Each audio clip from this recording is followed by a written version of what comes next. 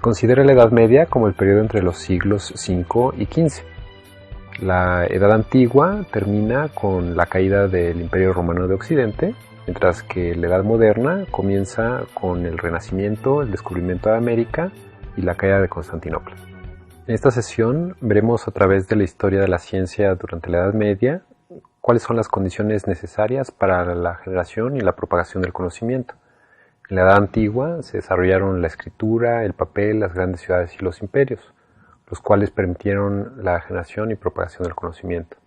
Sin embargo, durante la Edad Media, aunque muchas civilizaciones tenían estas mismas condiciones, no pudieron desarrollar mucho conocimiento. En el continente americano, durante este periodo florecieron grandes civilizaciones, tales como los incas, los mayas y los mexicas, quienes refinaron el conocimiento generado por los olmecas. Por ejemplo, en su escritura, en astronomía, en matemáticas. Históricamente nos queda poca información sobre la cantidad de conocimiento que estas culturas llegaron a desarrollar. Un hecho interesante es que las culturas nómadas de Norteamérica, desde el Golfo de México hasta Alberta en Canadá, tenían un lenguaje de signos que compartían entre todas, a pesar de tener docenas de idiomas distintos. Esto les era útil porque se podían comunicar al ser tribus nómadas, pero también es algo esencial para la transmisión de conocimiento, una lengua común o una lengua franca para poder comunicarse. Durante la Edad Media, en Asia hubo cierta continuidad en los grandes imperios en India, China y Persia. Algo que marcó esta época en los siglos XIII y XIV fueron las invasiones y subsecuentes imperios mongoles. Alcanzaron a dominar la mayor parte de Asia y el este de Europa, siendo el imperio con mayor territorio contiguo en la historia. Aunque podía tomar más de un año ir de un extremo al otro del imperio mongol, su efecto fue similar al del imperio romano. Al tener muchos pueblos conquistados bajo el mismo yugo, podían disminuir sus conflictos y esto promovió el comercio y la transmisión de conocimiento entre los distintos pueblos.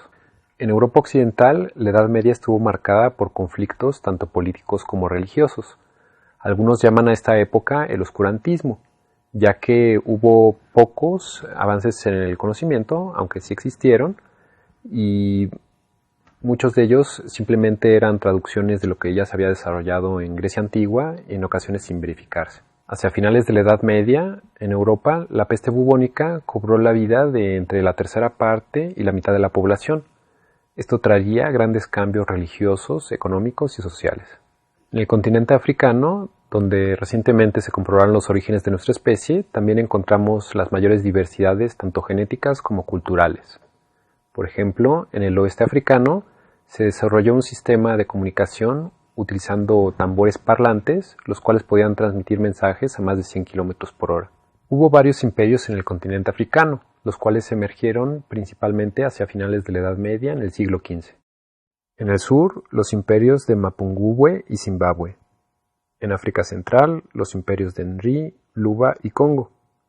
Los imperios suahilis de la costa este tuvieron comercio con Arabia, India, Persia y China. Un poco más al norte, en Etiopía estuvieron los imperios de Aksum y Abisinia. En el Sahel, al sur del desierto del Sahara, hubo grandes imperios como los de Ghana y Mali, los cuales contaban con universidades y amplias bibliotecas, al igual que en otras partes de Asia y Europa. La mayoría de los conocimientos generados por estas civilizaciones se perdieron. En el norte de África hubo muchas ligas con Europa, gracias a los imperios antiguos de Egipto, Cartago y Roma. En la Edad Media, los árabes dominaron el norte de África, además de partes de Asia y Europa. Los imperios musulmanes se extendieron en la Edad Media desde España hasta la India, asimilando conocimientos generados anteriormente en Grecia, Persia, India y China, los cuales tradujeron al árabe, el cual se convirtió en la lengua común en una gran parte del mundo. Fue en las escuelas de los imperios musulmanes donde se generó una gran síntesis de los conocimientos de las civilizaciones antiguas.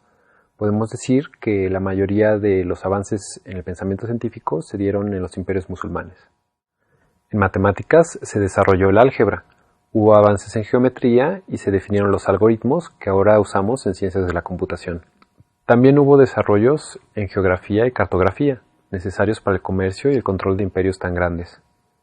En astronomía se hicieron mediciones precisas del Sol, la Luna y los planetas, y con estos datos se empezó a criticar el modelo geocéntrico del mundo de Ptolomeo.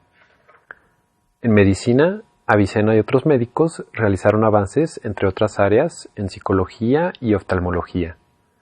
En el estudio de la física se hizo un énfasis en la observación y el razonamiento, formulando una forma primitiva de lo que se conocería después como el método científico. Todavía no se distinguía la alquimia de la química. De hecho, ambos términos vienen del árabe quimia, las cuales se estudiaron ampliamente en este periodo. Con los ejemplos históricos de la Edad Media podemos ver uno de los grandes obstáculos de la ciencia, los dogmas, que básicamente son ideas rígidas. Los dogmas no dependen necesariamente de una religión, aunque de hecho caracterizan a las religiones abrámicas, el judaísmo, cristianismo y el islam. Por ejemplo, durante la Edad Media, la ciencia floreció bajo el islam y durante la Edad Moderna bajo el cristianismo. Al final de la Edad Media, en los imperios musulmanes, se decidió que si un libro no contradecía al profeta, entonces no era necesario, y si sí lo contraducía, pues mucho menos.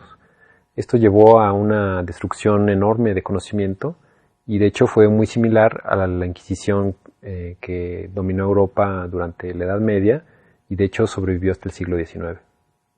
El problema no se da con una religión en particular, sino cuando se ataca una idea que cuestiona una manera de pensar.